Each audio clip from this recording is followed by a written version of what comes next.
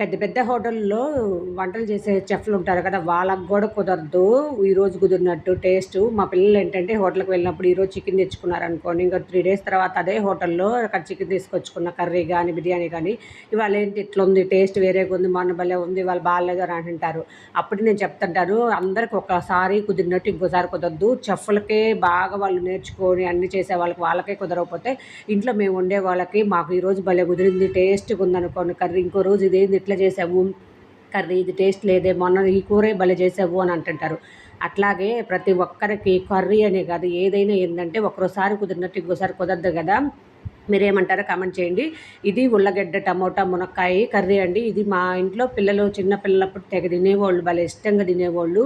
అది వంకాయ, పెరుగు వంకాయ చేసి ఏందంటే వాళ్ళు తిని కూడా బోర్ కొట్టేసిద్దంటారు కదా! అట్లా తిని అసలు 2 ఇయర్స్ నుంచయితే అసలు ఇట్లా ఏదన్నా వంకాయ గానీ, ఉల్లగడ్డ, టమోటా, మునక్కాయ గానీ చేస్తారంటే వద్దు అసలు చెయ్యొద్దు, మాకిష్టం లేదు అనేవాళ్ళు. ఇవాళ వాళ్ళకి చెప్పకుండా చేసేసాను. మునక్కాయ, వంకాయ, టమోటా ఏసి దాంట్లో అన్ని టమోటాలన్నీ మగ్గిన తర్వాత ఉల్లగడ్డ లాస్ట్‌లో వేసేసి దాంట్లో కొంచెం అల్లం వెల్లుల్లి పేస్టు, గరం మసాలా వేసి అయిపోయిందండి. అంతే ఇంకేం లేదు.